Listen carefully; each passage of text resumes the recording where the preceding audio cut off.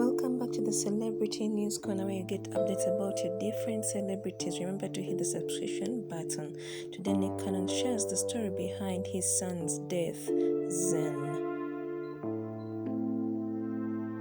Today is a special one, y'all. It's like for many reasons, but it's not gonna be an easy one because I got so much to talk about. I actually haven't even shared this with anybody, really. I mean, not even the crew. I came in, today is kind of quiet, and just because there's so much going on in the world, and I had a tough, very tough weekend.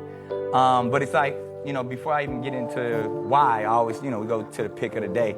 And I gotta show, this is the pick of the day of my youngest son, Zen Scott Cannon, right there.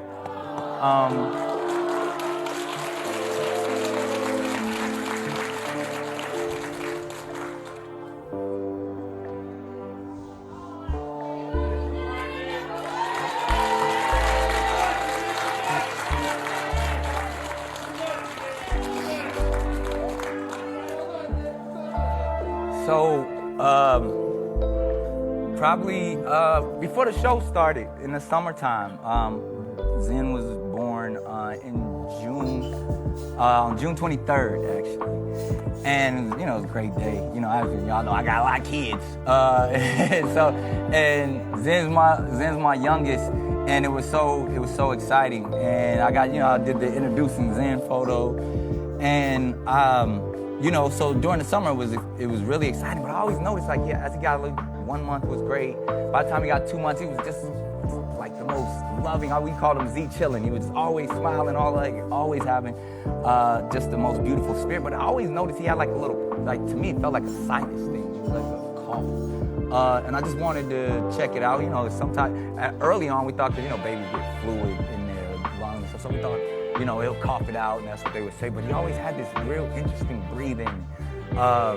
And then, by the time he was 2 months old, I noticed, he's just the cutest little boy. Had these, big eyes. And I also noticed, he had, a nice-sized head. He had, I call it a cannon head. All my kids got really nice, round heads, rock, roll, golden. Everybody had, even me, I had, a real, Cabbage Patch Kid type of head. So we didn't think anything about it. He had a normal cannon head. But I really wanted to, take him to the doctor to get the breathing and the sinus things checked out. So we thought it would be, a routine process. And we went in just to check his sinuses, and they actually said his sinuses were pretty cool. But then by the time we found out that he had another condition, and I think it was called, if I'm not mistaken, but it was where it was fluid that was building up in his head, and that was the cause of his head was starting to get big. And when we found out it was more of they called it a malignant tumor in his head. And so immediately we had to have surgery, brain surgery. We put a shunt in his head, and we were hoping for the best. The shunt would go down, it's like a tube that would go inside and drain all the fluid out, so his head would be normal, and he would be able to function. But then the doctors were concerned, and when I say I have to thank all of the doctors at the Children's Hospital of Orange County, Chalk out there. They were beautiful nurses, the people, Trinity, the hospice care, all of those people. They've been and they were really educating and kind of letting us know everything that was going on. So we were faithful and hopeful for that time, and then it carried on. He was still just playing with all his brothers and sisters. I get an opportunity. I embraced every moment because something like that.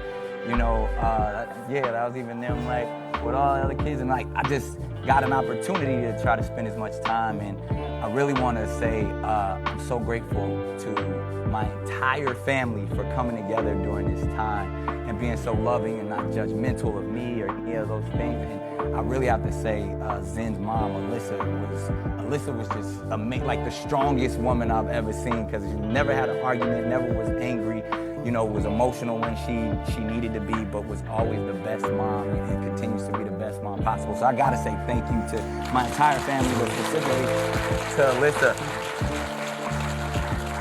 And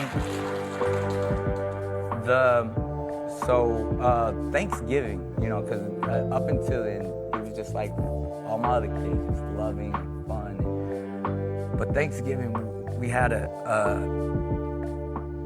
interesting turn, and the process sped up, you know, and ultimately, if anybody knows how cancer is, it was cancer in the brain, and the tumor began to grow a lot faster, and so we knew that the time was.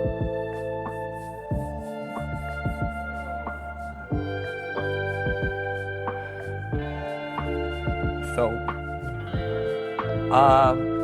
this weekend, you know, I made a valid effort to spend the most quality time I can spend with Zen. We woke up on Sunday.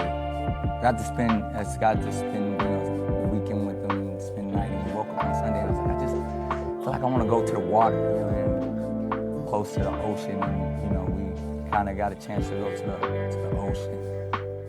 And usually on Sundays, kind of handle everything I had to handle with the family, and then I fly back to New York, rush back, so I could be here for you all. And so, you know, but I wanted to make sure that, you know, I had allowed the sun to rise, and, you know, kind of hold my son. And in the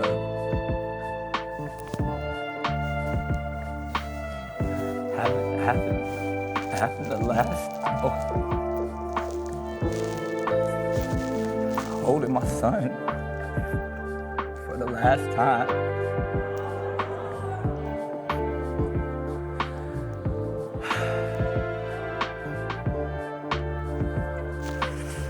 But it was a beautiful setting and even to spend that whole day. It was interesting because even as I was holding I was still preparing my day as it normally went to come back and, you know, come here, and still I didn't know what it was going to be, but even by the time I got in the car and was headed to the airport, I had to turn around.